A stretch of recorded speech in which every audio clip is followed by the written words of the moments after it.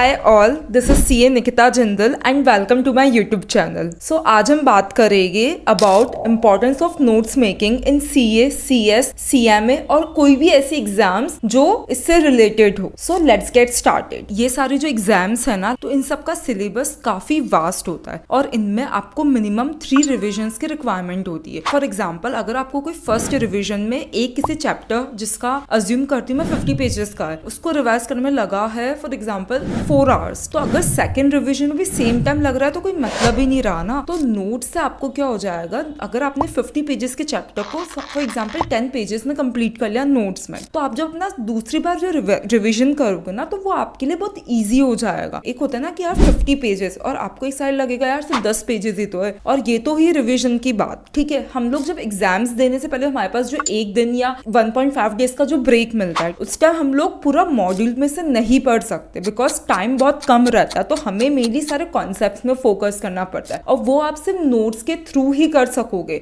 Notes बनाने का सबसे बड़ा एडवांटेज होता है कि आपके रिवीजन बहुत इजीली होता है, प्लस आपका स्ट्रेस और एंजाइटी कम होती है और आपका कॉन्फिडेंस काफी इंक्रीज होगा। और नोट्स बनाने का ये भी फायदा है कि जितना आप चीजें को लिखोगे ना, उतना ज्यादा आपकी रिटेंशन कैपेसिटी इंक्रीज होगी। अगर मैं आपको मेरा एग्जाम्पल बताऊं, जब मैं एग्जाम्स दे रही थी ना, तो मुझे फॉर एग्जाम्पल कोई क्वेश्चन आ रहा है, ठीक है, तो मुझे याद आता था कि अच्छा मैंने नोट्स में इस कलर से लिखा है। फॉर एग्जाम्पल मैंने कोई चीजें लिखी, उसको मैंने डायग्राम के थ्रू एक्सप्लेन करा है, तो मुझे वो ज्यादा अच्छे से याद रहेगा कंपैरेटिवली मॉड्यूल में से या किसी टीचर की नोट्स में से। अगर मैं इसकी ये बात करूँ ना कि आपको नोट्स बनाने कैसे, तो सबसे इंपॉर्टेंट होता है आपके नोट्स आपकी हैंड राइटिंग में ही होने चाहिए। तो आप इसमें हाईलाइटर्स यूज करो, आप कलरफुल पेन यूज करो, आप स्टिकी नोट्स यूज कर सकते हो। आपको क्या करना है, कोई कॉन्सेप्ट है, ठीक है, अगर ये कॉन्सेप्ट में ऐसे कोई क्वेश्चन है जो क्वेश्चन करके पूरा कॉन्सेप्ट रिवाइज हो जाएगा, उस कॉन्सेप्ट के अगेंस्ट उन क्वेश्चंस की क्रॉस रेफरेंसिंग दे दो, ताकि आप जब कभी भी वो कॉन्सेप्ट रिवाइज करोगे ना, तो क्वेश्चन सॉल्व कर लेना, आपका ऑटोमेटिकली वो कॉन्सेप्ट रिवाइज हो जाएगा। उसके बाद आप लोग क्या कर सकते हो, एब्रीविएशंस यूज कर सकते हो बिकॉज वो ईजी होती है याद रखने में। और आपको अपने नोट्स को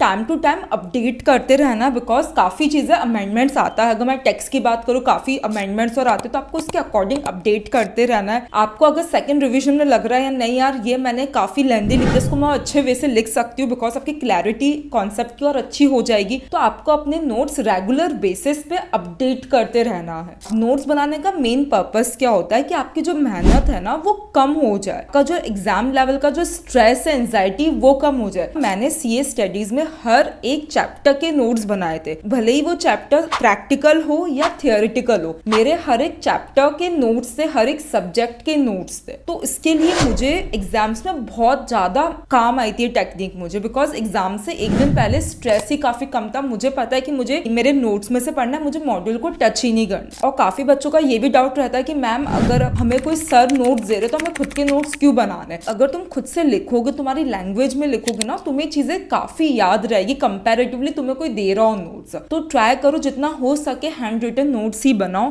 माइंड मैप्स यूज करो, डायग्राम्स यूज करो, फ्लो चार्ट यूज करो, कलरफुल पेन्स, हाइलाइटर्स, ये सब यूज करो और अपने अकॉर्डिंग बनाओ जो आपको समझे। बिकॉज एट द एंड क्या होगा, आपको अपना स्ट्रेस कम करना है, आपको अपनी एंजाइटी कम करनी है। अगर ये वीडियो अच्छा लगा हो then like it, share it and subscribe to this channel.